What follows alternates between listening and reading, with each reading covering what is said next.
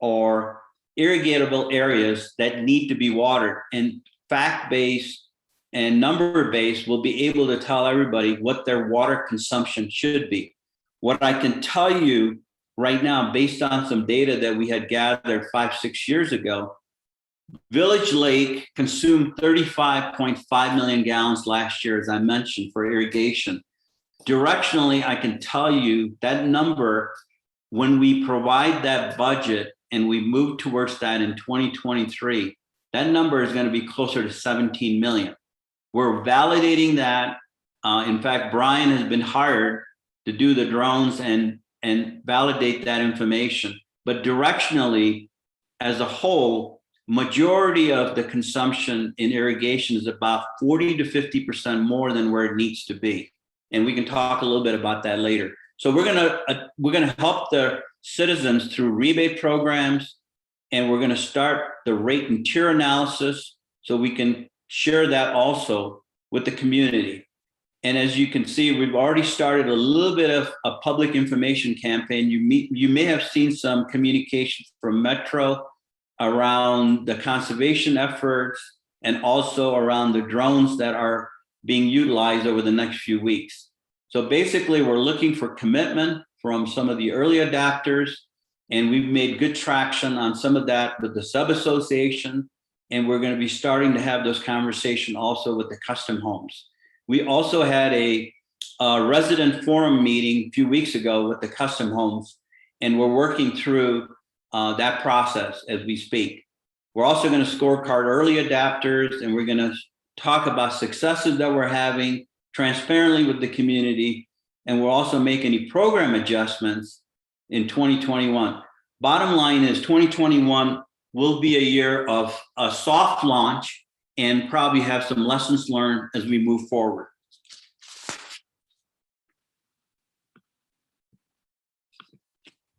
So key takeaways: neighboring communities have had effective water conservation plan for decades.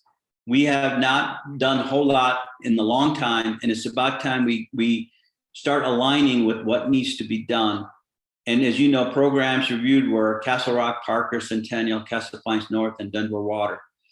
They've accomplished their goals through incentives, rebates, and they also have penalties and tiered rate structures to promote conservation. In fact, there's a community up in Breckenridge area. When I was talking to Brian Baer from ET Irrigation, they just recently went to water budgets and rates and tiers. Their top tier, if you exceed your budget, the cost goes up almost 15 to 20 times what your base rate is. So that's the way they're trying to align conservation with rates and tiers.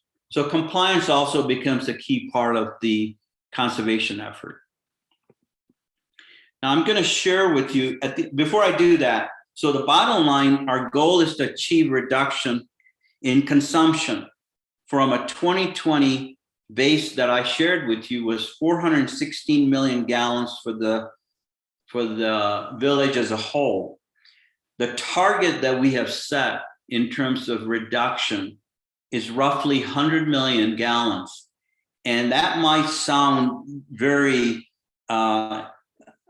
aggressive, but in reality it isn't, because when you look at the consumption that we have around native grasses and open spaces, and through smart technology and smart management, we feel that number is doable. So I'm going to share a slide that I recently used with Chateau Ridge. We had to present to our residents, and as I mentioned to you earlier, when I showed Chateau Ridge consumption looked like it was much lower than Village Lake. Well, part of that, as I mentioned, is the size of our lots and the amount of space that we have to irrigate, and native grasses and open space is significantly less. We feel our reduction target that we have our residents agreed on is we're going to achieve 40% reduction. And the way we're going to go about doing that in our case is we're not going to mow some of the native areas and how we're going to manage some of the open space. In addition to that, we have just installed smart controllers with flow sensors, and that will give us the ability to reduce that consumption. I don't know if you have that issue. In our community, we had some residents that would turn on the valves during the night to irrigate their areas a little bit more than what we were doing through our controllers.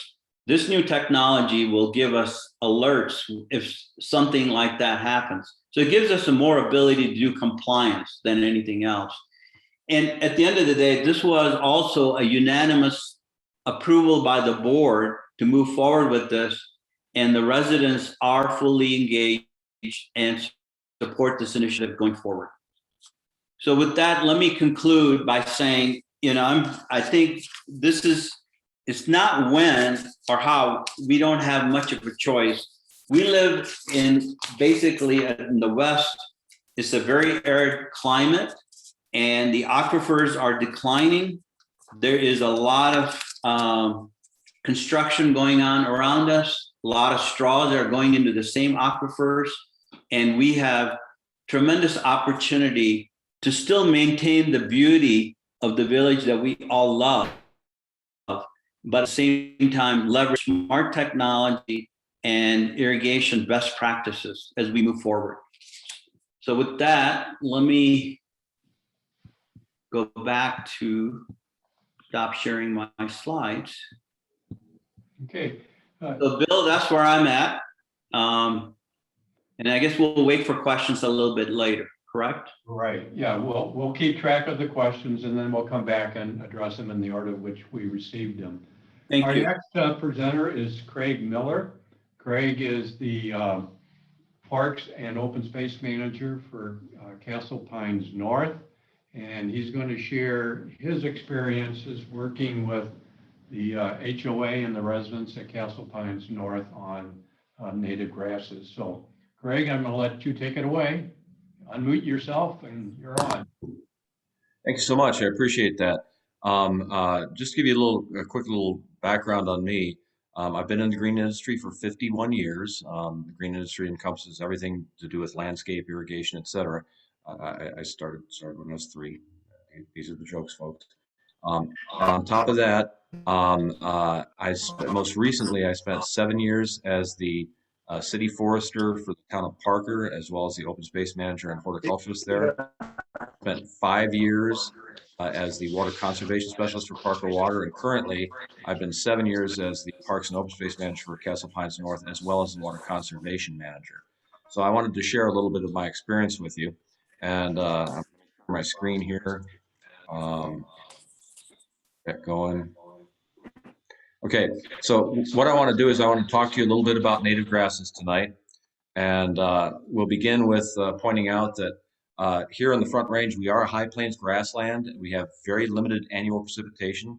It typically consists of 15 to 17 inches total, and that includes winter precipitation as well. In addition, we do have limited water resources. So it doesn't make any sense to waste those limited resources on irrigated turf, especially in naturalized open space areas such as you've got down there. In an effort to reduce water usage, as well as the need for mowing, fertilization, and pest management, many communities along the Front Range and within Douglas County have installed native grasses in place of mowed and irrigated turf. Properly managed, these native grasses can be an asset to a community, and an effort to reduce water usage, as well as the need for mowing, fertilizing, and pest management. Many HOAs and homeowners often consider the replacement of these mowed irrigated turf with native grass species. This is what you guys have down there right now. But unfortunately, you are mowing it and irrigating it, which sort of defeats the purpose of those spaces. The areas are often referred to as native grass areas because of their unmowed appearance. Sometimes it looks like that of a native prairie. And in fact, these pictures that I'm sharing with you right now are pictures from Castle Pines North, where we do not mow or irrigate any of our native grasses. Some of the advantages of native grasses: they do consume less water, they're more drought tolerant, and tall grass plants do help to shade the ground and adjacent grass plants. They reduce evaporation of the moisture in the soil, so they actually help to conserve the moisture that falls naturally. This results in a healthier, more vigorous stand of grass. They are much hardier than traditional developed turf species, such as bluegrass. There is increased resistance to pests, insects, and diseases, as they are very well adapted to their environment. And they encourage animal biodiversity and native wildlife habitats in open areas. A lot of people have concerns about letting their native grasses grow tall because of the wildlife that comes in particularly snakes and rodents. Well, the two sort of cancel each other out. The snakes actually control the rodents very well. And the majority of snakes that we find in our native areas that are unmowed year round, not even in the winter, as you can see in this picture, the majority of snakes that we have are bull snakes. Very rarely do we ever have rattlesnake reports. In fact, in the 7 years I've been with the Castle Pines North Metro District, I've had one report of a rattlesnake. And typically rattlesnakes are not much active during the day. So it's not much of an issue. Our open spaces too aren't designed to be traipsed through or walked through. We have designed trails that go through the open spaces so people can enjoy those areas and walk safely on concrete trails like you see right here. But the nice thing about the native grasses, aside from the fact that the snakes do control the voles and the moles and things like that, is it does encourage a lot more animal wildlife activity. We've got an awful lot of deer and elk that feel very comfortable on our open spaces because they're not managed or manicured in any great degree. You also typically see fewer weeds due to increased leaf density of the grass plants and also the height of the grass plants. They do tend to shade the ground. Weeds need light and water as well as weed seeds need contact with the soil as well to be able to germinate, thrive, and grow. If you've got a properly managed stand of native grasses, and that includes weed management, you basically have very few problems with the weeds. Some of the disadvantages of native grasses, there are more native ornamental grasses than traditional turf species, such as bluegrass and fall fescue and things like that. And unfortunately, a lot of the native grass species that we've got, like little blue stem and switchgrass, are used as ornamentals in xeriscape landscapes. They're not really suited for turf. Native grasses take more effort at first, especially sod type native grasses such as buffalo grass, which is seen in this picture here. They're much harder to establish as a lawn. Typically with buffalo grass, you either establish it from plugs, as you see right here, or seed that has been chemically treated to germinate, because buffalo grass does not germinate easily from seed. Plugs is the most economical way to do it. And just as a point of reference, if you drive out east on the eastern plains here in Colorado, the two dominant species of grasses out there are buffalo grass and blue grama. Clump type native grasses require even more care during established, such as blue grama here. This is my blue grama establishment in the early stages back probably 15, 16 years ago at my house in Parker. And it requires a lot more care to keep them weed free until they fill in. And it took 1 to 2 seasons for this to fill in. It doesn't look really attractive right now, but I was looking at the long game here. Native grasses may not look as green and uniform as a traditional lawn from non-native driftgrass species, but they do fill in. Here is year 3 of my established blue grama. Blue grama is an extremely attractive grass. It has sort of an eyebrow-shaped seed head on the top. I let it grow natural. I don't do any mowing on it. I don't irrigate it, even though I have an irrigation system in there. I irrigated it initially to get it going, but it gets by on natural precipitation only. It's kind of interesting because in the areas where I had this blue grama, I had bluegrass initially when we first moved into this house 24 years ago, because my daughter was 2 years old and she loved to play in the grass and the bluegrass. Once she decided that she didn't need that anymore, I turned it into blue grama. And it's just been a joy ever since. I don't water it. I mow it once a year. And I mow that in late October. The only reason I mow it is to keep the voles out of it because they will tear through it in the wintertime because it's a nice cover for them. But it does come along very nicely. And native grasses, as these pictures here show in Castle Pines North, they do increase the community appeal without the added expense of maintenance inputs such as irrigation and mowing. We don't do a lick of mowing at all other than beauty bands, and I'll touch on that here in a minute. There's another open space area that we've got in Castle Pines North that's it's just weed management is all it's done. And Ray Berger and his company Archaeological has done a tremendous job for me in terms of keeping the weeds that do appear under control. Again, those thick stands of native grass unmowed do tend to choke out weeds, but we do have a lot of weeds, especially in our native oak stands and in some of the barer areas that occur throughout Castle Pines North that we try to manage. Now, a few points that I wanted to make. When I first came to Castle Pines North, that was 7 years ago, I manage 245 acres of open space. Some of those acreages were being mowed once a year, others 3 times a year, mainly along roadsides. In those particular areas, we had thin and bare areas present. Weeds were well managed by our contractor at the time, but they also had an opportunity to take hold in those bare areas. Anytime you have bare dirt, weeds can invade and get growing in there. Fortunately, I inherited open space that was not irrigated, unlike a lot of yours. So the first thing that I did when I came on board 7 years ago is I terminated all the mowing contracts. The only concession I made was to mow beauty bands, as we call them, behind the homes adjacent to the open space along trails we managed. Those beauty bands were typically one mower length wide, about 36 inches or 3 feet. I know that South Metro Fire recommends a 15-foot band. We've tried that in some areas, and the residents really not happy with it. They really like that look of the native grass. It's well managed and very healthy, as opposed to that bare earth that you see once you start mowing the grass. And I'll show you a few pictures here coming up in a minute of the mowed areas that some of our residents decide they're going to co-opt and mow them for us, since we're not maintaining them as they think is correct. Um, so after several years, I stopped mowing. I stopped the mowing completely behind the open space, but only mowed along the trails that we manage. And again, a 3-foot width there, because a lot of people with small dogs that were walking the dog said, geez, my dog gets lost in the grasses along the sidewalks. So yeah, and we need to keep those sidewalks clear anyway. But I stopped mowing behind the houses only except by request. And it's kind of interesting because it's evolved over the years that I generally get about a dozen requests a year from a dozen homeowners to mow behind their house. We're happy to do that for them, and to whatever width that they want.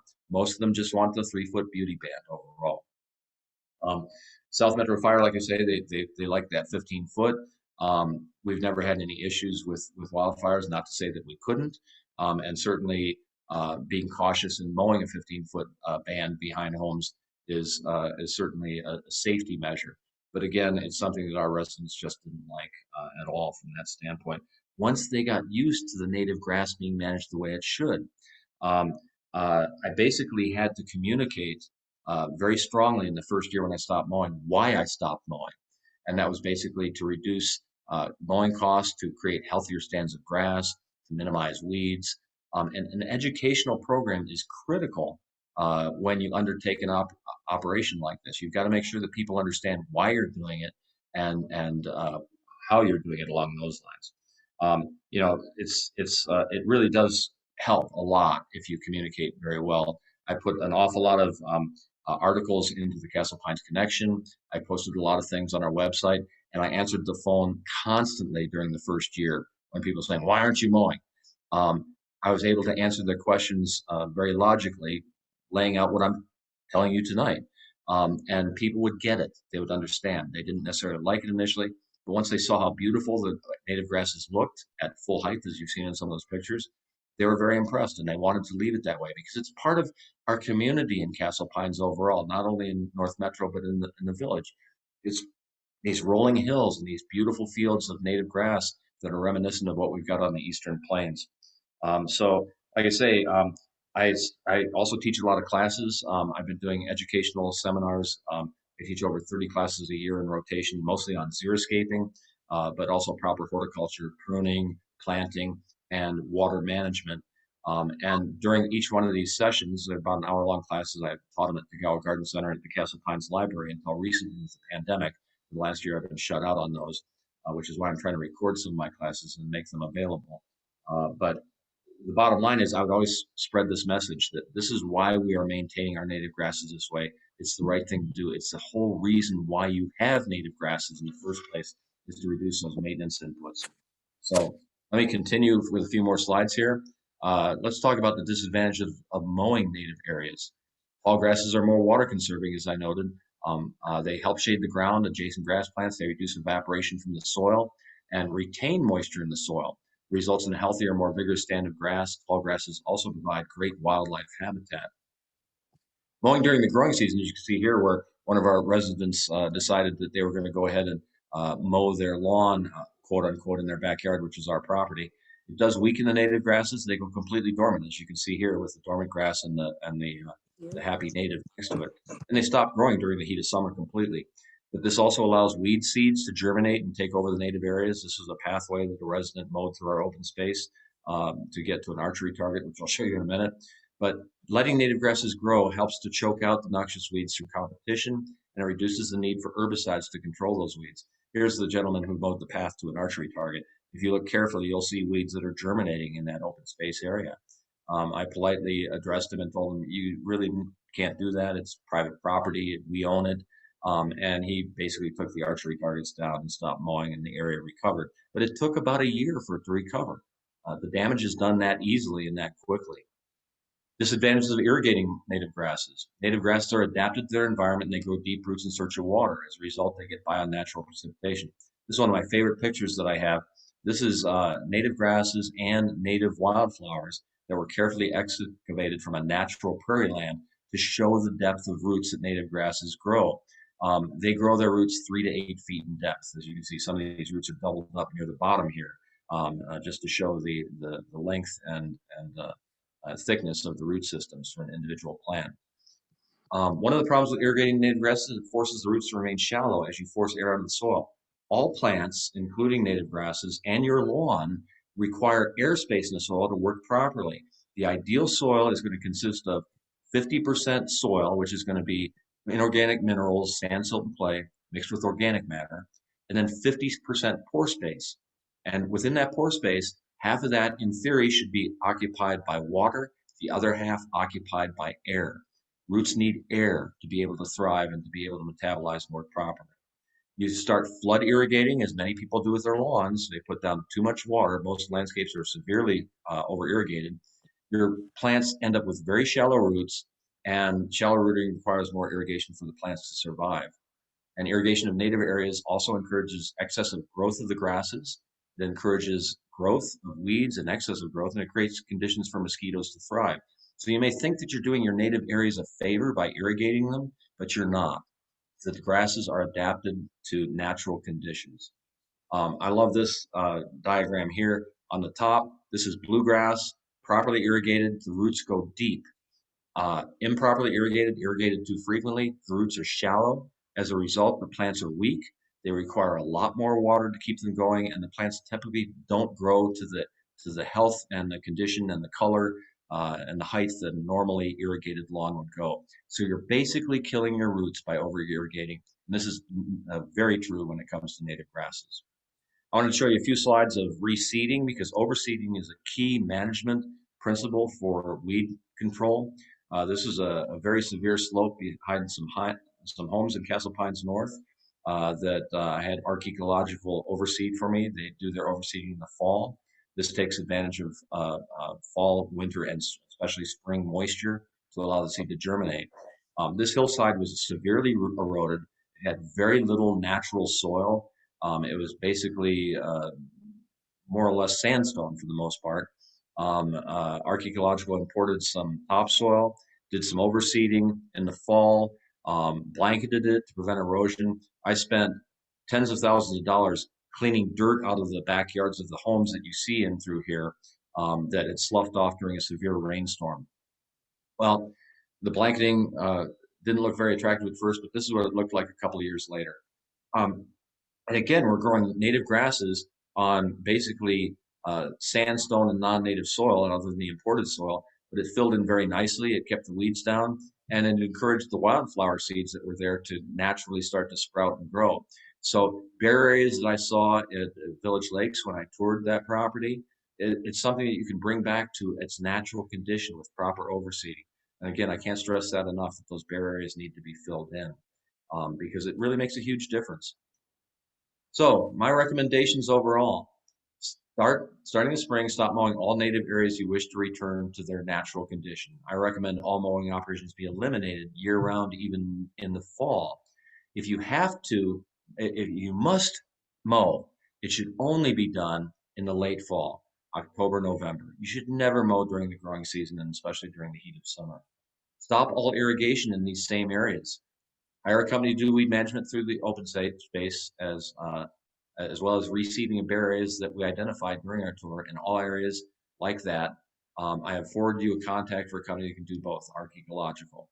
They've done an incredible job for me since I've been there. He's been managing the property well before I came there, but I think things have gotten a little bit better since we stopped mowing. Weed management should start as soon as possible this spring. Overseeding is usually done in the fall to take advantage of winter snows and spring rains, which encourage grass seed germination. Follow the advice of the contractor I recommended, as he was instrumental in getting our open space areas in Castle Pines North that I manage that had been similarly mismanaged for years, with the exception of irrigation, to recover quickly. And contract with an irrigation company to determine the feasibility of separating your systems to your open space areas, which will be permanently shut off, from private property, which will continue to be irrigated. You've got that irrigation company in place already with Brian Bear. There is no need to continue irrigation to any trees in the open space, as they are all very well established. During my tour, I noticed that you had drip irrigation to a lot of the trees. The drip irrigation is right around the trunk of the tree. That does no good for a tree that has a trunk diameter like this. The roots are 20 to 30 feet out there. They're not getting any water from the drip irrigation at all. It's just wasted water. Do surveys as needed to determine property lines for the purpose of separating the irrigation, as well as to determine encroachments onto your open space that we saw many of during my tour. And be sure to treat all residential properties the same, so far as maintaining the property irrigation and enforcing property lines. As we noted, the best course may be to compromise on encroachments as we observe. Just be consistent with all of the residents. And again, community education is key to acceptance during this transition period. You've got to use every bit of media that you can at your disposal. You know, public meetings, information that you post on your website regarding proper management of native grasses, proper management of irrigation. You've got to educate your community and really push at it hard. That's what I spent my whole first year in conservation at Castle Pines North, as well as my duties at Parks and Open Space Management doing, was trying to educate the people that were concerned or worried about what we were doing. And this should also be looked at as a multiple-year project. It's not something that's going to happen overnight, but I'm certain you're going to see results within 1 to 2 seasons. And that's basically all that I've got. Really appreciate your attention. Greg, thank you very much. And as a reminder to everyone, if you have a question, please use the chat box, if you will, to submit it. I'm watching it now. We have a couple already that came in. So please continue to do that, and we'll try to get to those at the end of the presentations. Our next presenter is Ray Sprager. Ray is principal with ARC Ecological. The board has contracted with Ray and his company to do weed management on our open space areas. And I'm going to turn it over to Ray for his comments. Ray? Thanks, Bill. Appreciate it very much. Just kind of want to give you an overview of what we do as a business. ARC Ecological was started about 20 years ago, and we've been managing open space for a variety of clients up and down the Front Range, none of which are irrigated, by the way. So we are really a conservation-based business and an ecologically based business.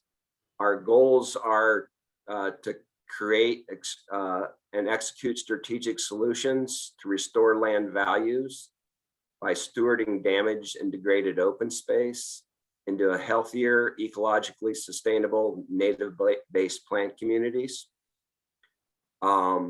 that serve as habitat for wildlife and beautiful places for people to enjoy. We are actively participating in the work on the site. We strive with the land to balance the art and science of ecological restoration. And we've been doing that for quite a long period of time. We are a people-based business. We're stewardship minded and process oriented. We're ecologically focused. I have a degree in ecology and have been using that degree to manage land for over 35 years. The key really to resource management is adaptive management. You're kind of like a doctor. You're If you're managing invasive non-native plants, you're assessing the situation, you're developing a plan, you're strategically implementing that plan, using different people, different times of year. It's really a business that's based on the seasons and cycles. We've had a wet, cool year. So there's different things happening this year than there were last year. And you need to manage land through those seasons and cycles, those dry cycles, those wet cycles, because different weeds take advantage, different non-native plants take advantage of those different seasons and cycles. And you have to manage land over the course of many years through those seasons and cycles to get it back and healthy. So which that requires a lot of adaptive management to do that. We look at the slopes and aspects on the open space, look at the direction that those slopes face. If it's a south facing slope versus a north facing slope, then the timing of your management is going to be different. So anyway, it gets fairly complicated. And that's what we do for a living is manage people's land. We're kind of like a doctor for the land. It's prescriptive management based on the suite of weeds that are on the site.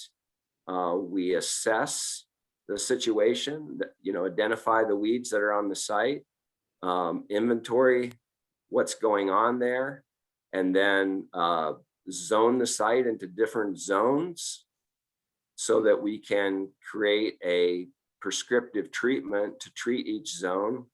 So that's kind of a design process by looking at the plant community, looking at the slope, the aspect. We're constantly doing that, always adapting our program to the weeds that we find. We implement the applications, and then we go back and follow up on those. And usually every site, we walk through every piece of property or use an ATV, usually 3 times on a site, sometimes 4, depending on how much cheatgrass you have on your site. So we're really just doing what a doctor does to help encourage the health of the land and adaptively managing the situation each time we're on the site, helping the native grasses and other native plants while reducing the invasive and non-native plants on the site. And then once you get the site, sometimes areas are totally invaded with invaders, and we manage them, and then all you have left is bare ground on some of those sites. And then we go back and revegetate those with native grasses, as well as sometimes native wildflowers or other plants, depending on the situation. So that's what we do, and we've been doing it for Craig for a long time, as well as many other clients up and down the Front Range, including the Department of Transportation, Spring Mesa, of course, Castle Pines Village, North, and Sapphire Point, which is down in Castle Rock, Escavera, which is in Castle Rock. So we have a lot of our clients are down in the Douglas County area, so we're very familiar with the ecosystems in your community.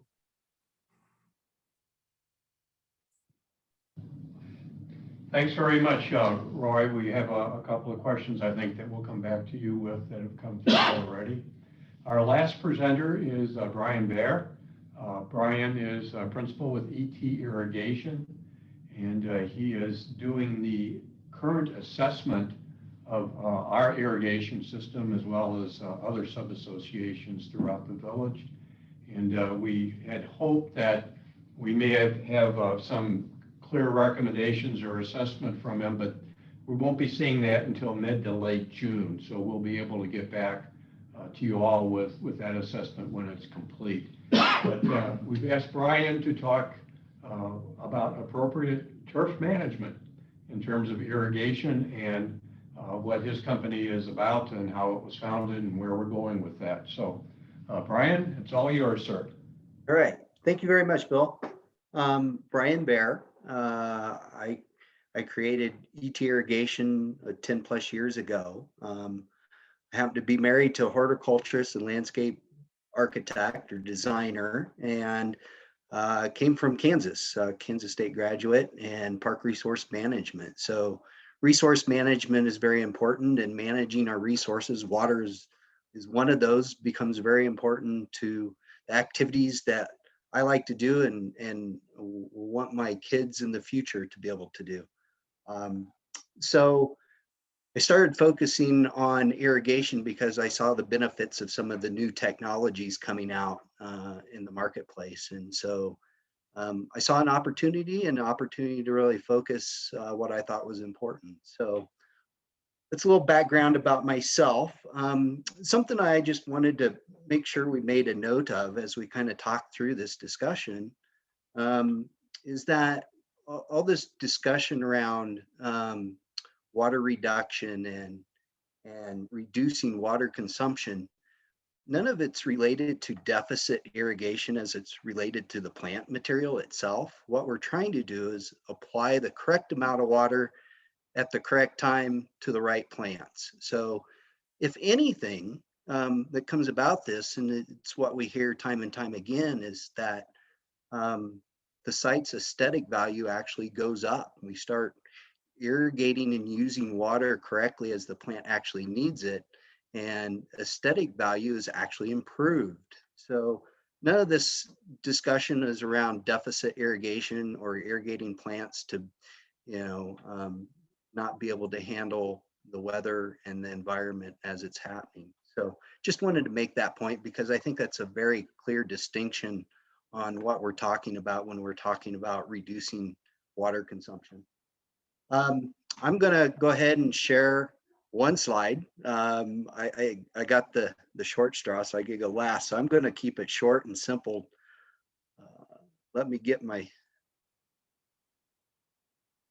hopefully get my slide up.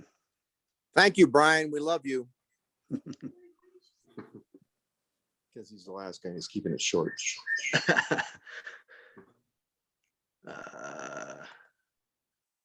All right. So I've kind of just laid out what I think we feel are the top contributors to being able to get onto budget. And with that, in that last comment, get onto budget or water to budget. Budget becomes very important, and understanding what budget is becomes a goal that we can all try to achieve. And when I talk about a budget and understanding the property and assessment is that all plants, all hydro zones have a water requirement for the season. And so one of the first goals of the Metro Authority as a whole, all properties within the Metro Authority as a whole, is identifying the water budget for every property. Once we have a water budget based on plant material that exists on those properties already, we start to define a goal of how much water we should be using per property. And so it gives us a little bit more data and information to be able to put together plans on how we get to that. So it becomes a baseline data point that we all would like to achieve at some point. So understanding a property, scheduling, infrastructure, and management are kind of the four key components of good irrigation management that helps achieve the goals that get identified. So like I said, understanding the property is about one, understanding the budget, the plant water requirements that exist on the property as they sit today. Another part of that understanding is also how the irrigation is in unison with those hydro zones. So I call, turf is a hydro zone. Native grasses is a hydro zone. The beds around your house are a hydro zone. Each of those requires a different amount of water through the growing season. So we want to make sure that we're irrigating those spaces appropriately. So understanding how the irrigation relates to each one of these hydro zones becomes very important. If we're irrigating bed space or native space with turf, we're obviously not irrigating properly. Something's not getting done correctly. So understanding the property as a whole becomes very important, because we can't manage what we don't know. So we need to understand the big picture and how it all relates. So moving on, scheduling. Scheduling, when we talk about schedules, we talk about controllers and how the system runs to apply water. Weather-based controllers, it's something that you hear a lot today. Weather-based controllers react to weather occurring today. They typically make calls or communicate with weather-based stations or servers in some form on a daily basis, and make decisions on how to irrigate on those, what's actually happened in the landscape that day. So they're constantly on a daily basis working on manipulating schedules to make sure we're applying the budget at the correct time. That's one thing we're working on in the assessment, is understanding what tools and technologies you have in place as it relates to not only the weather-based central control, but also flow management, to make sure that we are following those guidelines and parameters that already exist on site, and making sure the water is being applied as it should be. So that's part of the equation that we're assessing. The other part is infrastructure. Looking at the infrastructure as it sits in the ground. And one of the things that we're evaluating is those zones in which, you might have turf or bed up against or adjacent to native spaces. And that's going to become very important. The way the irrigation was designed will somewhat dictate some of those borders, because they were laid out with an intent at the beginning when the HOA was developed. And over the years, it's moved a little bit one way or the other. And we can kind of go back to what was originally installed and originally designed, and make sure we're still irrigating those adjacent hydrozones correctly. So that becomes another big point that we feel is going to prove to be a big benefit in water reduction. The site as a whole was developed with a particular water budget in mind when it was put into place and started to build out over the years. And essentially we need to look at that, look how it was designed, and kind of use that information to set the goals of today. So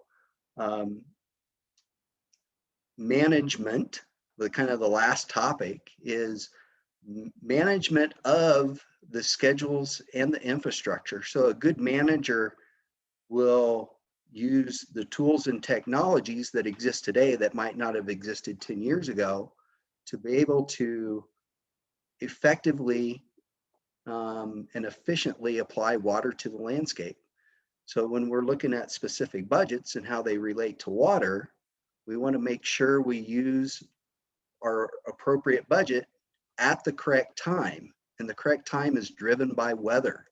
So if we do a lot of excess irrigation in the spring and fall that really isn't being needed by the plant material, then we've lost that budget. Maybe that budget could be better utilized in the middle of the summer when it's hot and dry. So one should, expect potentially water consumption in midsummer actually goes up from where it has been, but it definitely goes down on either end.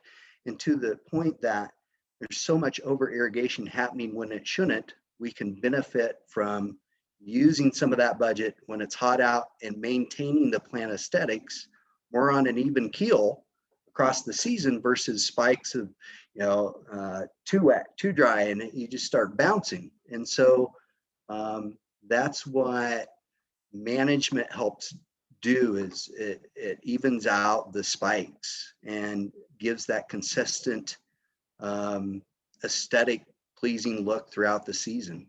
So those are kind of the four things on a very high level of what we're looking at, and those are all encompassing, and they all work together with one another. So we're kind of looking at the big picture, looking at all those elements, working with the existing contractor on site who we definitely, need to allow him to use the tools and technologies that he already has in place to effectively use those and the leeway to use those as they were designed in the system. So we're looking at all those components and hopefully they produce the right result. I think Kim kind of mentioned at the beginning, there's a fairly substantial potential savings, and it's going to come from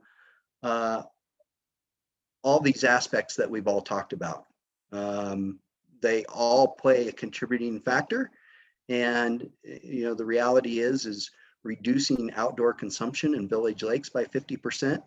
It's not going to be a small task, but I think it is definitely doable. So with that, I will stop sharing and we can go to questions. Just while you're still with us here, Brian, and you're the assessment that you're doing, you've already made some conclusions and you shared that with us.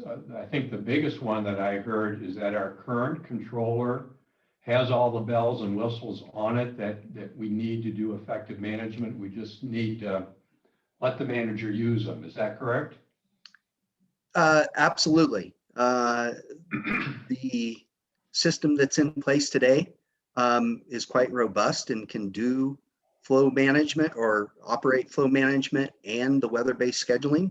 It's just he's been restricted a little bit, and that's one of the things that we're working on with the Metro Authority is to make sure that their any restrictions or requests that they put in place through the Metro Authority allows for the technology that people are going to be upgrading to be used effectively and efficiently.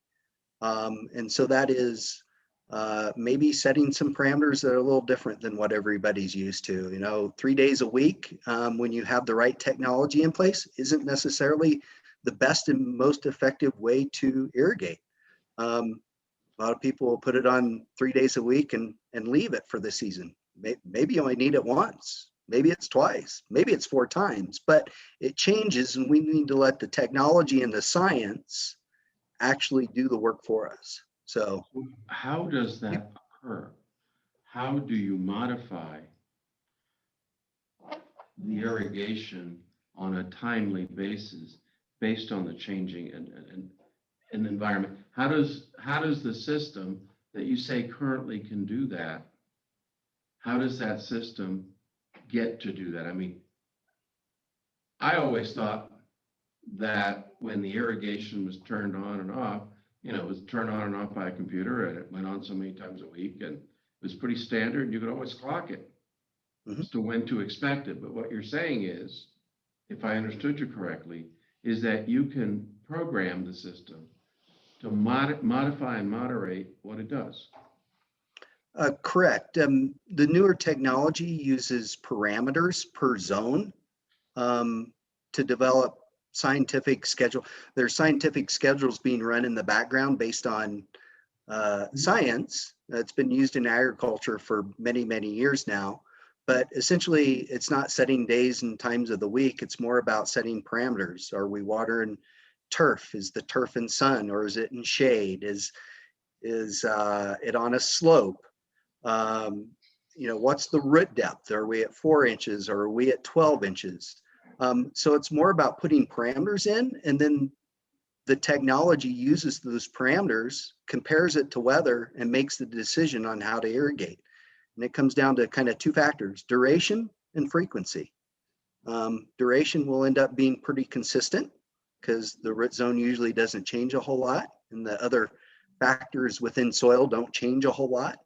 But it's the frequency driven by weather, driven by ET loss, evapotranspiration, that becomes the difference in how water is applied. So the frequency at which the irrigation runs is what is ultimately driven by weather and weather that's collected on a daily basis. The reason for the question is I wanted to kind of, in my own mind, think about what the capital investment might be in order to procure or apply. And I think the two different things. The capability to be able to moderate the sprinkling, the water application to the particular need of the area, not just because it happens to be turf versus not turf, but because it has more parameters than that. It is or isn't turf, it's on a slope, this, that, and the other. All of those things get put in there. And the other thing is, is there any way to determine whether the area that's being irrigated is properly getting the depth of water that it needs or whatever, from a sensor standpoint? I think part of that, it relates to one of the three items. So the weather-based scheduling, the infrastructure, and the management kind of make up the three parts of doing everything correctly. What you kind of related to is the delivery system, what's in the ground and how it delivers water. And is that in itself being effective and efficient? So is the efficiency of how the water's being delivered, is it 30% efficient? Is it 70% efficient? Those are all things that get figured into the equation. So hopefully that was. My point is, we don't necessarily need a new computer. Yeah, That's my point. right. Yeah, you have the technology to do that already. We do. Okay. So we don't have to spend like Chateau Ridge money for a new controller. We have that. We can work with what we have. You can work with what you have.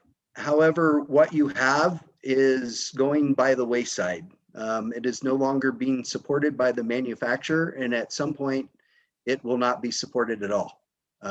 You could still use it today. 5 years down the road, maybe. 10 years down the road, probably not. So at some point, there will need to be an update made.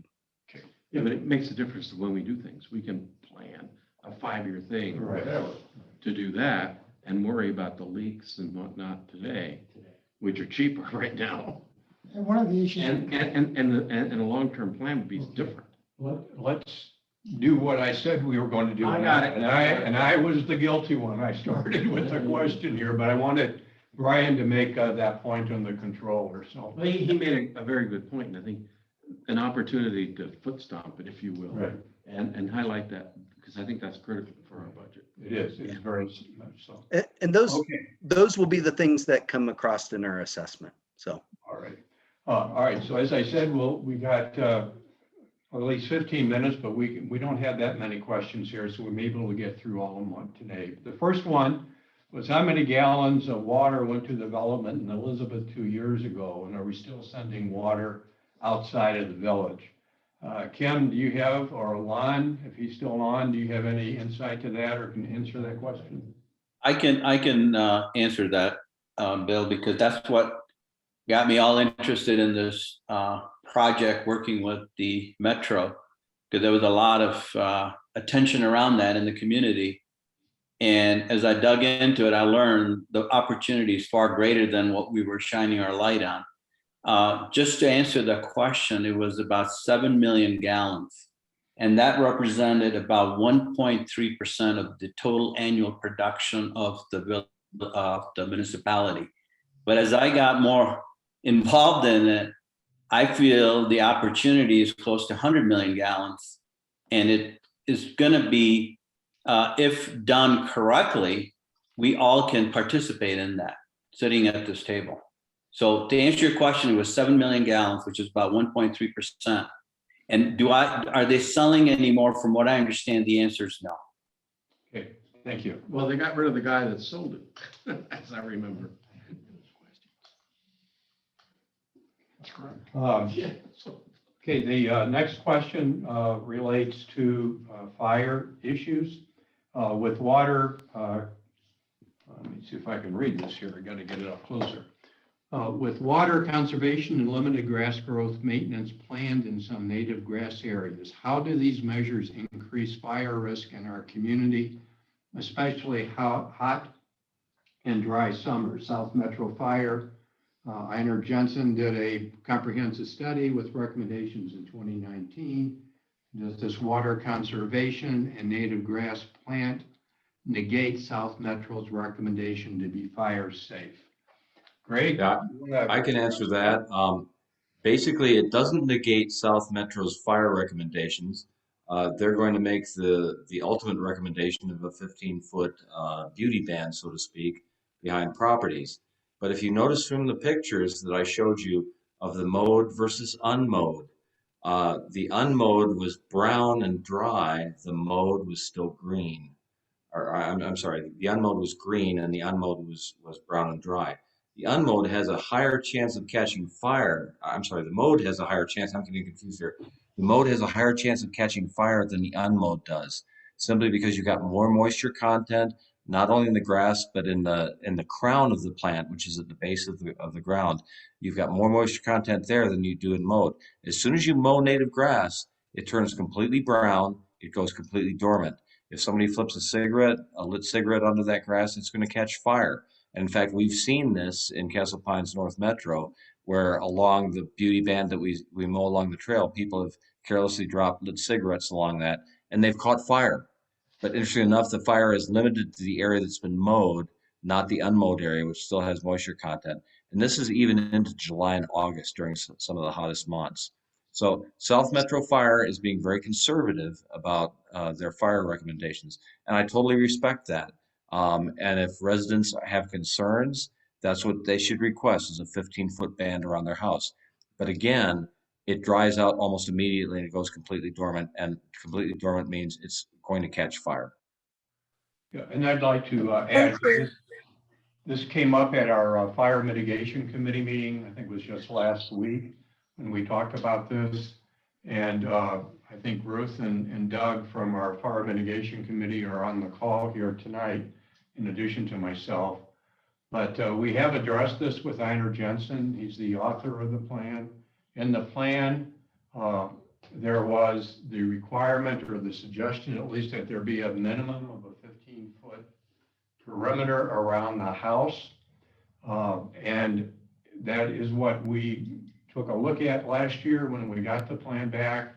And I know that there may be some desire to have it larger, and in many instances, you know, with our manicured lawn, we're much beyond 15 feet from the perimeter of a house.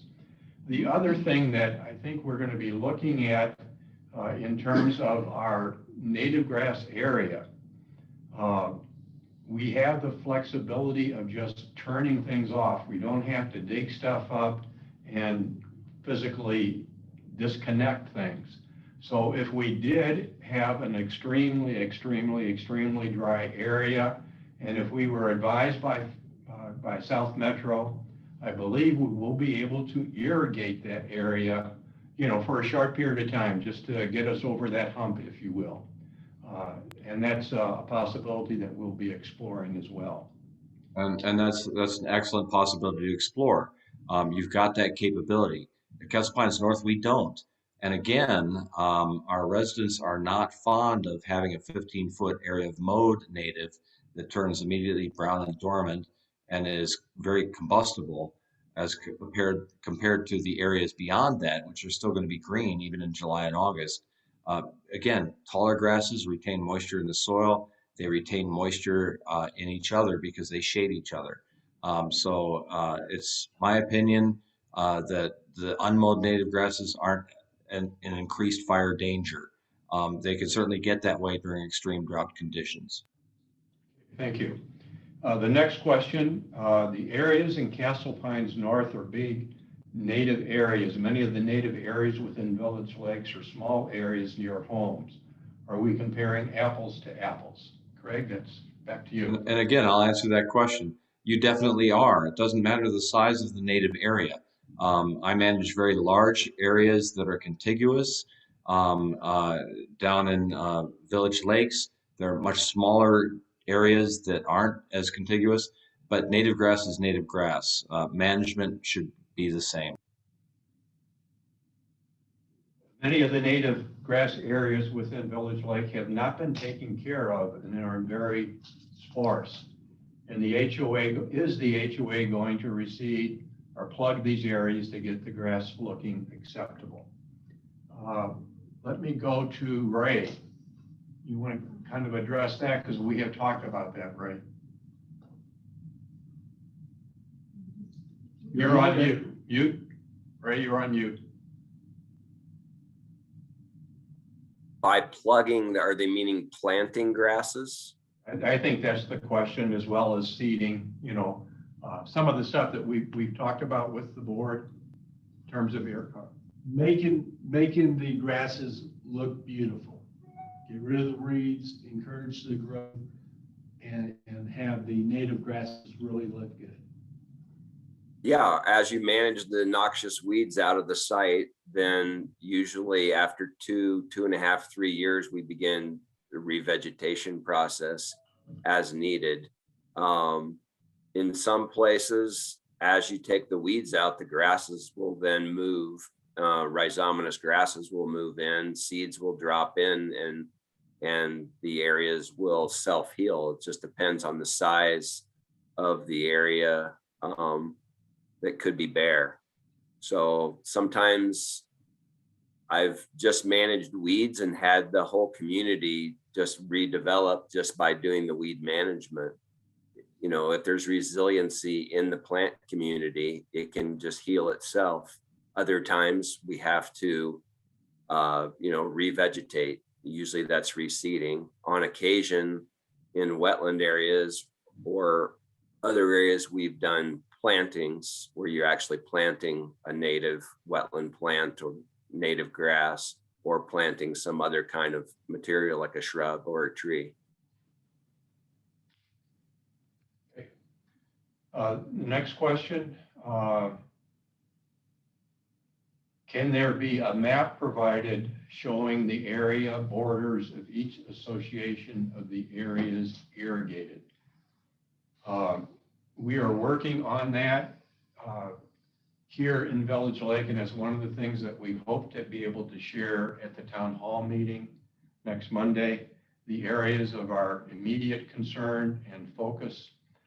So we will have a visual to be able to display and talk to people. Now, I say that, and we have to be a little bit cautious because this is going to be a moving target for us, and we're going to be flexible enough to add or subtract areas as conditions warrant. So, John or Doreen, would you like to? I would also add that when you look at Village Lake as a whole, not all of this open area is owned by Village Lake. Part of it that we think is owned by Village Lake is owned by Metro, particularly around the lake. You have to deal with Castle Pines Village itself and us. So it's identifying who owns the property. We are in communication with Metro and with Castle Pines Master to make sure that we present a Coherent plan. Yes. Well, and that's how, Kim, can you address that? Yeah, I can. In fact, Carl, we have the gentleman by name of Hank Cohen from Metro has all the borders and the MO maps actually put together. Brian and I had gone through that. So feel free to have him maybe even be part of the meeting if you need on Monday. Or he can at least provide you with some of that information. And since this topic came up about Metro bordering some of the Village Lake property, I can commit today based on the discussions I had with Hank, and I know Bill and John have had with him, they will follow the same procedures and they've agreed to the same practices that your board has laid out around managing native grasses, mowing practices, and weed management. In fact, Ray, I asked Hank to reach out to you to have you also do the weed mitigation for all the areas around Village Lake that belong to Metro or the master HOA. So you should be getting a phone call for him because we want to be consistent with whatever we decide to do with Village Lake, to approach the same way with any bordering properties from Metro. And I know, Bill, that was one of your concerns early on. And I know we even had a meeting with Doug Cooper and also with Mark Larson. We have their support to move forward with this conservation strategy around best practices for native grasses, weed management, and appropriate top dressing as we need to build out, because we have a lot of erosion issues because we've been mowing some of these native areas and they are causing a lot of problem for us. In fact, Craig Miller is also on contract with the Metro to help us from a village standpoint on how we're going to manage native grasses. In fact, he has also put together a 6-7 minute video on native grasses, which just got posted to the website if anybody wants to go see it. And we're going to do an email blast on that probably within the next week. So you'll be seeing more and more on what you heard today. You're just getting an early preview of what the rest of the community is going to hear over the next probably couple of weeks. Did I answer your question, John? Yes. And I just might also interject at this point that the area around the lake, that is Metro property, and we are working closely with them too on how we're going to manage that amenity. And that's an issue not only for Village Lake community, but also for Castle Pines Village in the area up and around the fitness center. So these are amenities that we want to protect and make great. So we got a lot of work to do between all of these various parties in making this happen, but that is the intent and the objective that we are following. Bill, just to clarify, around the lake, Metro is responsible for the area between the lake and the sidewalk. And I think just a I little think it bit goes on the other beyond side of the sidewalk. I don't know how far, but it does go beyond. It goes beyond the sidewalk, but 10 or 15 feet at most, so. Okay, oh, you have one here. Let me just read it. Craig, directed at you, went ahead and reviewed our neighborhood. We got many types of native grasses in there. Some are going to be growing tall, some are going to be short. How long is it going to take to reestablish a good-looking native grass? Of any kind, of which there are a number of kinds. I would actually defer to Ray on that because he's the expert on the grasses. But again, it's a multi-year process. You're going to see results within 1 to 2 years, but it's going to take a little bit longer than that. I'll let Ray address that. Here you go, Ray, you're muted. There you go. Yeah, it depends on the ecological conditions. Like this year, we did a lot of seeding in the fall and we did a lot of seeding in the spring. And of course, we've had great moisture. So those grasses are going to establish. So we were working on bare ground areas for many of our clients, both in the fall and the spring, and we got a lot of moisture. So those grasses are going to come in. Sometimes we don't get the moisture. So it's highly variable depending upon, available moisture, soil conditions. Sometimes you have soils that hold moisture. It all depends, slope aspect, hotter, drier sites. Oftentimes it takes longer to get the grasses reestablished. So it's really very site dependent and somewhat weather dependent. You could use irrigation if you wanted to help establish those. Since you have an irrigation system throughout the site, you could possibly use that irrigation system if we came in, got the weeds managed, and we were going to seed a particular zone on a particular slope or aspect, we could then put together possibly a water budget to help to reestablish those grasses quicker if you wanted to turn a particular zone on. So that is a benefit of having water available. Also a resident, and we had asked you this on the sidebar, wanted to do a ton of wildflowers.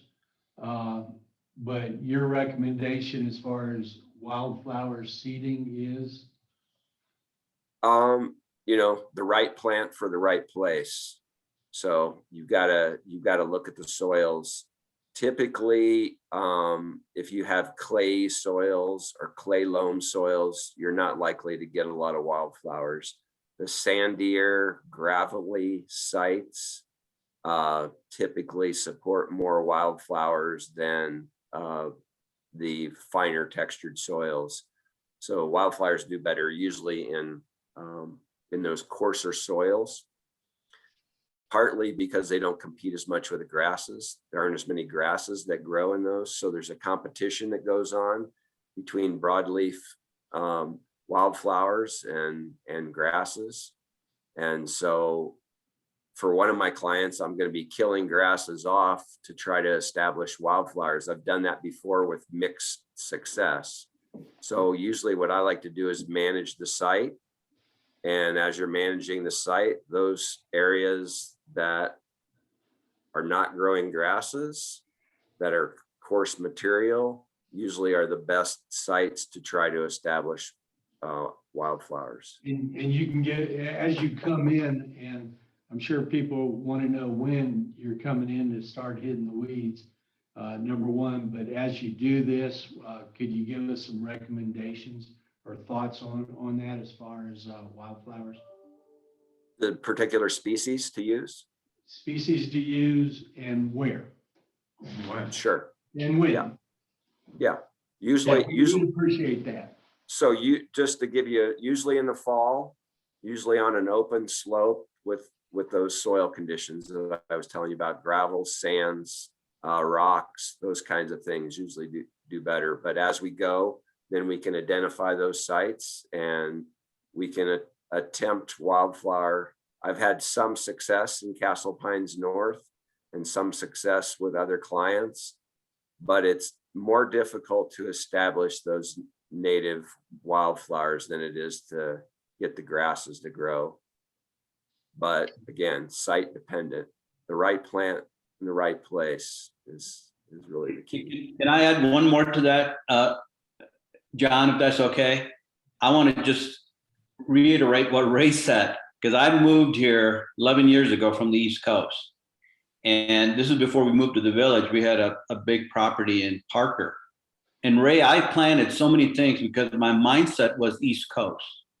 And, Right. and those plants that I planted, the amount of water I gave it, I thought I underwatered, but I overwatered them, and I probably didn't put in the right plants. And then also, what I found out later, what I should have done is soil test, because that would have given me the ability to make sure I'm putting the right stuff in the ground. And I think that's what you're saying, Ray. So I wanted to, by the way, just another plug. Ray has Craig has put together another video that we're going to be sending out soon to the community around turf management, and we'll touch a little bit on some of the discussion that Ray just had. Okay, the next question really is opportune to what we were just talking about. I'm very much interested in understanding the strategy to be used on strong slope areas. I'm in a patio home and I have 2 border slopes that either burn or suffer erosion. Tree damage is present as well. Ray? Burning from, I guess I have to do it. What? Burn from the sun? I'm in a patio home and I have 2 borders, I guess, on the other side of his house that slope. And during the year, they either burn or suffer a lot of erosion. What can we do to those slopes? I don't think they mean Burn, it's just I think they sunburn. mean get brown. Yeah. Yeah, not Well- fire burning, but Yeah. have dried out, The okay. grass burns up, yeah. Yeah, Well, you got to put drought adapted plants on those sites. So it depends on the grass that you're going to use. So you want to use the drought adapted grasses, which native grasses are usually quite good. So you may change the mix depending on the aspect or the slope. Then you make a specific mix that fits the site conditions. So a lot of people just buy a standard, Douglas County permanent drill mix. That's a pretty good mix, but depending on the condition of the site, then you are going to change the type of of grasses that you plant in that site.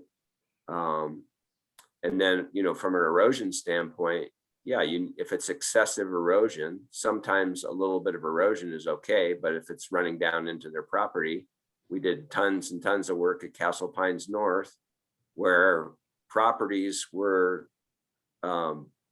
draining, the area draining off of a particular property was causing erosion in the open space. And so we fixed those. We prepped the site, fertilized it, seeded the site, and put down the proper blanket, depending on whether it's a north-facing slope or a south-facing slope or steep or whatever. You choose a blanket. Sometimes you use a temporary blanket to allow the plants to get established. Other times you use a permanent blanket, and that blanket can stay there for 25 to 50 years. The grass grows up through it. And so the blanket and the vegetation work together to stop the erosion. So Craig showed you those pictures. We've done that many, many times for many clients up and down the Front Range in, existing gullies that are eroding excessively, or places by residents' property.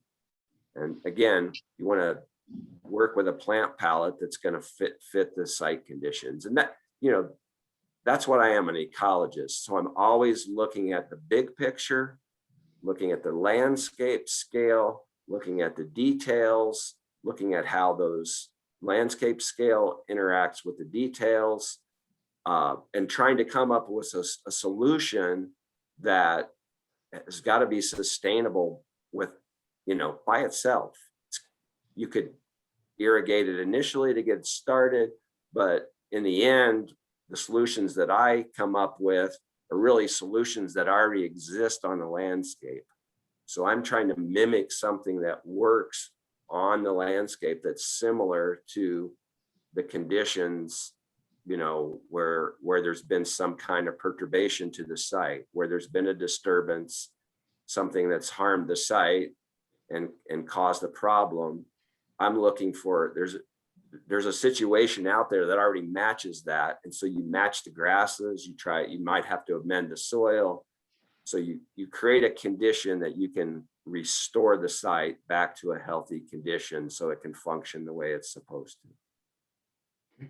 We just got pinged with another question, and not sure who asked it, but mosquitoes. Craig, we don't want mosquitoes. Dengue fever is a bad thing. What about mosquitoes and gnats with native grass growing? Greg, you're on mute. I'm sorry. For the most part, once you stop irrigating, your mosquito and gnat problem is mostly mitigated. When you're irrigating native grasses, even if you're mowing them, you're putting a lot of moisture in the area, which is going to attract mosquitoes, especially in low spots where the water from the irrigation system is going to pool and collect.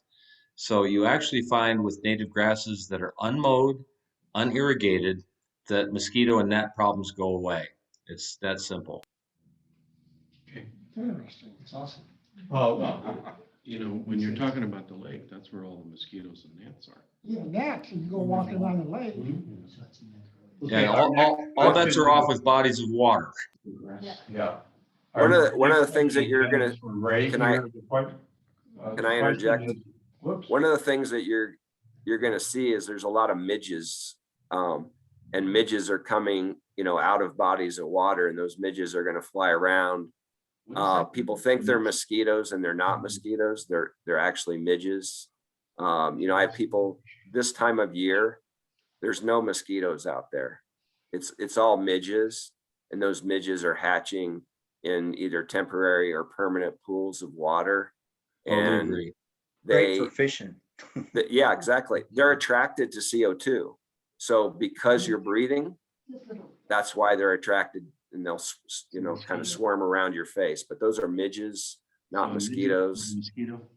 Although you may have some mosquito problems later in the year. I've had to do that. I've had to do that. Okay, Ray, one other question for you while you're there. When will weed management start? I have seen no weed management this year at all. We tomorrow. Tomorrow, okay. Seriously, I would like to get out there on Friday.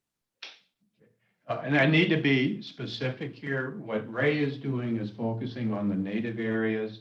So the turf areas, that's with Global Guild to do that work. So I don't know what that schedule is, but we can find that out and I'll post that as part of this response. And a Next question to follow up to Bill. that for me is who do I need to contact? Do I need to contact Henry? John Henry? No, No. Bill Howell. I'll shoot you his contact information. Okay, so I'd like to come out do our first application on Friday. Okay, Hey, Ray, just to give you a heads up, Metro went ahead and did the first application with the vendor they have used in the past, but they're going to be reaching out to you for future applications. Okay, and this that next was question- done on Village Lakes property? No, just the property that Metro owns. And that Okay. was done, I think, if I were talking to John, talking to Hank, it was done, I believe, last week, right? Okay, But you All can right. confirm that with Hank when you speak to him. okay, thank you, appreciate it, Kim. The village continues to plant bluegrass in road and open areas. Will the village remove much of it for native grasses? I don't know. I'm not aware of that. I'm not aware of that, but Okay, let me answer that, Bill. It might be a confusion because as you drive by behind Chateau Ridge, Castle Pines Drive, there is a temporary irrigation system that's in the ground, and they've got area roped off where they've seeded it. I just want to make sure for everybody's consumption, what they've done is that was an area that they had it pretty rough looking. So they leveled it down early in the spring, and they have seeded it for native grasses. And they put in, I'll let Craig respond in a minute, they need irrigation when they're getting the native grasses first going during the hot season, and they were going to shut it off. Right now, they have not even had a chance to turn the water on because the moisture has been so good. And I walked by today, in fact, the native grasses are already starting to germinate there. So Craig, from what I understand, they need the system initially for a period of time, and then they're going to shut it down, at least talking to Hank. So if you're thinking that was Metro planting regular Kentucky bluegrass, that's not the case. It's native grasses. And Kim, you're absolutely correct. You're going to want to, any grass seed that you're trying to germinate right now, we've been blessed with an incredible amount of moisture that's really helping that grass seed to germinate. I'm seeing native areas that contractors throughout Castle Pines North have blanketed this spring that are already starting to grow and growing in very nicely. Once the moisture stops, you'll want to supplement, irrigate until that grass establishes. But don't continue to irrigate it past that establishment period. Once it looks pretty healthy, and once again, Ray can give you guidance on that, you want to shut the irrigation down. okay. This next question may be for you too, Craig. First part of it deals with fire mitigation, which we've already addressed, but then the question goes on, at fall and winter, will the native grasses be allowed to flop over or mat and the new spring growth then grow up through them? That's exactly what we do in Castle Pines North. We do no mowing. We leave it completely alone. We let nature take its course. Think about it. You go out onto the eastern plains. Nobody mows that, and the native grasses out there are doing just fine. What happens with our native grass is it does get flattened by the snow. That's an incredible thing because it puts the seed that's ripe and mature on those grass plants into contact with the soil. You need to have seed to soil contact for germination. You need to have moisture. You need to have light. You get all of that happening by leaving it alone. The new native grasses and the old established native grasses then grow up through that mat of the dormant or dead grasses, as you might say, and it totally recovers perfectly. Again, in 7 years, we haven't mowed a single thing, and our native grass habitat in Castle Pines North is absolutely perfect and healthy. Thank you. Next question. While native grasses may make sense in large open areas and spaces, allowing the propagation of native grasses maintained near homes is unattractive and increases the risk of pest and fire hazard, and can also reduce property values. How does the HOA intend to address these issues and concerns? Instead of eliminating irrigation and maintenance of these native grasses, would it not be better to adapt a more phased approach? Who wants to tackle that one? I think we've been discussing that. It's a tough answer. Yeah, and I'll just comment that once you allow these mowed and irrigated native grasses to return to natural, you're going to end up with results like I've shown you in the slides, and it's on the presentation that Castle Pines Metro has posted on their website. It looks fabulous. It doesn't reduce property values. In fact, I think it enhances property values because it fits in beautifully with the natural community that you've got there, the rolling hills and the native pines and oaks and things like that that are in that area. You know the old saying, beauty's in the eyes of the beholder.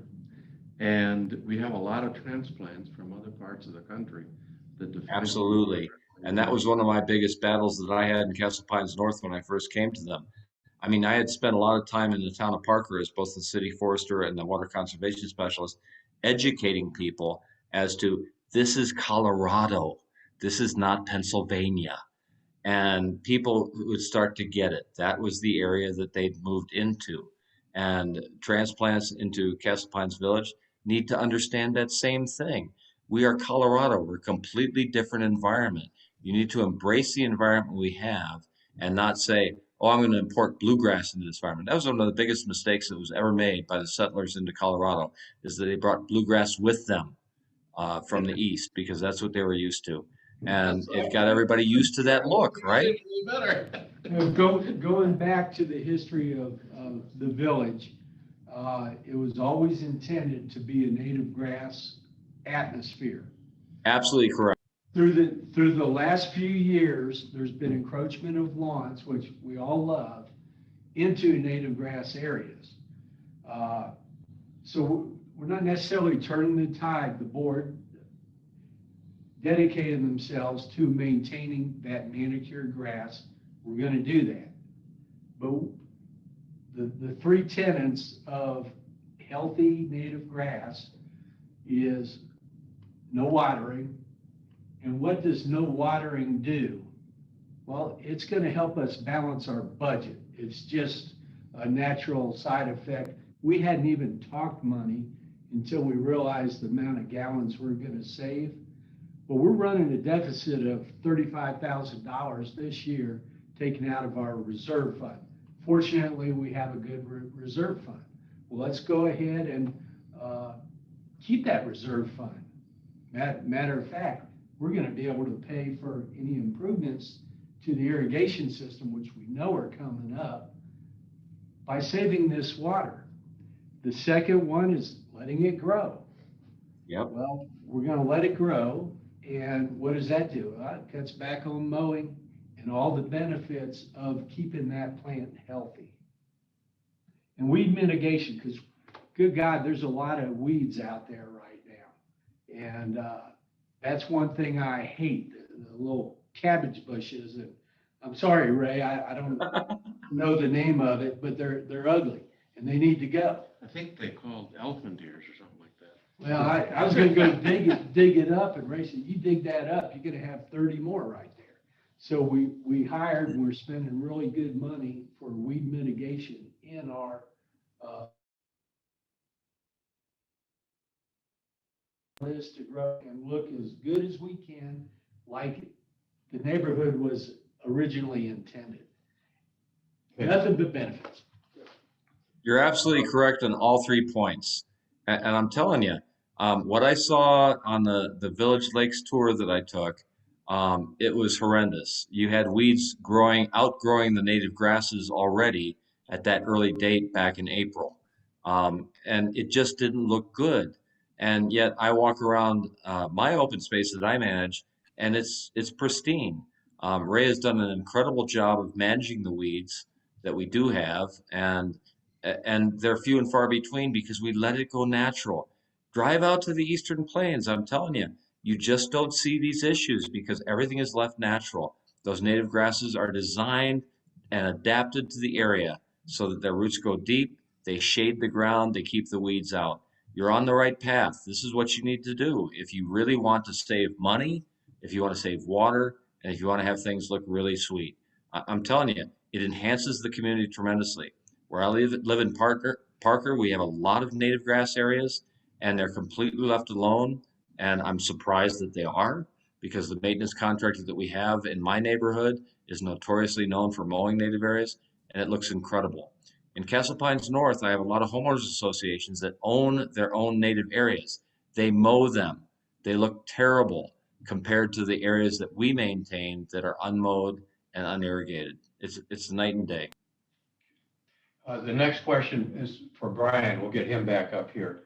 Over the years, I've noticed leaks in the irrigation piping. Will there be a program of leak testing of the irrigation lines to determine where issues exist and then repair failed or leaking lines and piping?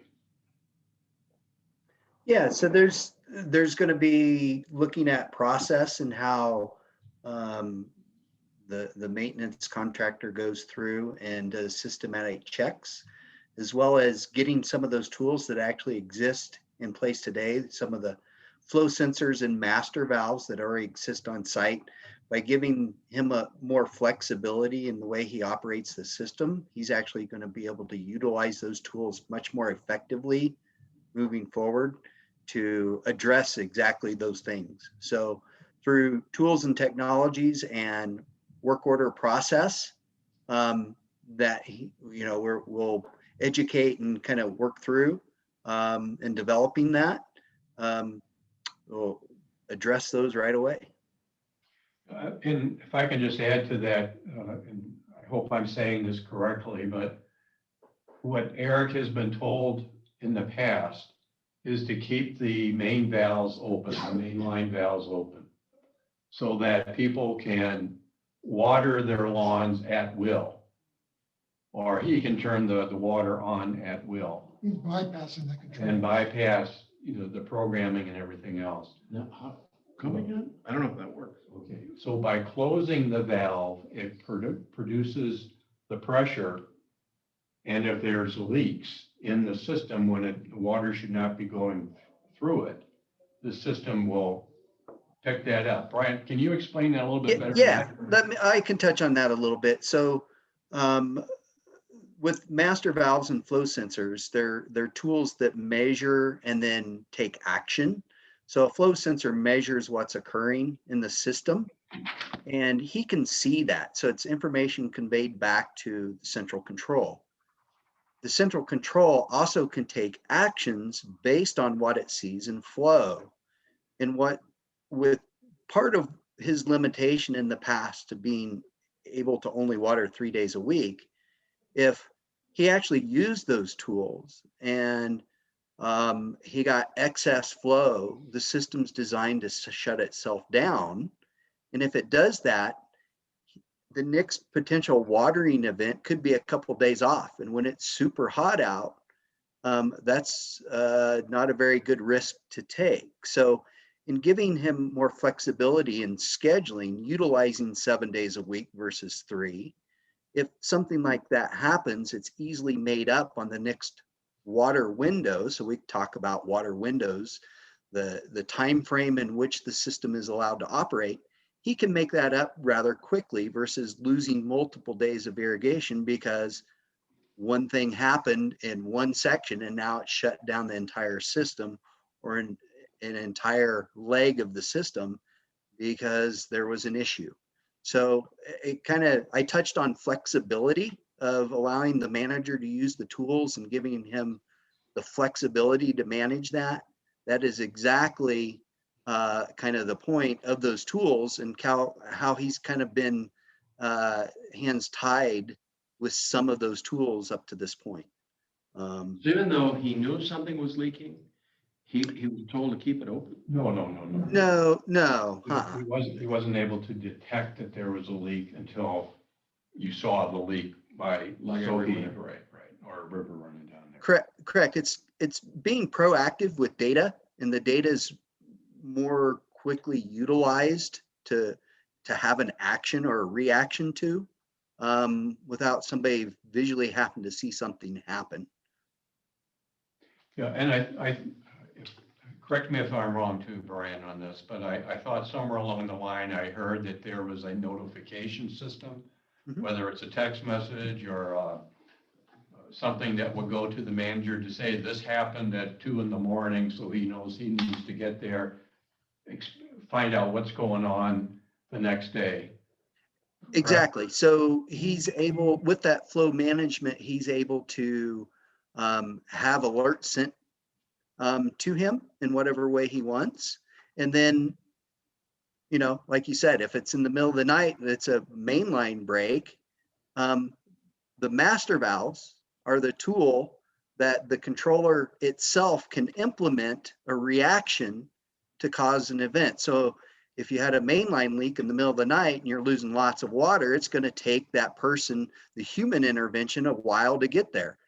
But the system itself cannot just automatically close down the master valve. Once the master valve's closed, the leak no longer exists. So it's using those tools correctly, the way the system was designed, to facilitate quicker response. Okay, we're coming right up on 8:30 and we've lost some folks. So do we want to continue for a couple more minutes? Our intent. We have all the questions. We probably ought to. Yeah, well, I think that what we can do if the group is willing, we'll get these questions to our presenters. We'll have answers posted with the question on the website rather than trying to go through the next 30 or 40 questions that we have out here. Is that acceptable to everyone? Totally agree. All right. Bill, if I could have 1 minute at the end, I would appreciate that whenever you're ready. What I wanted to suggest is once we answer those questions, we ought to have a mechanism by which there's an opportunity for a dialogue if there's any additional. Okay, well, Rather than just this,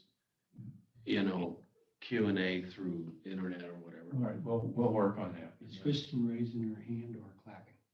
Pardon? Kristen, there was a hand up there. Is that raising the hand or? Yeah, who was raising? Kristen?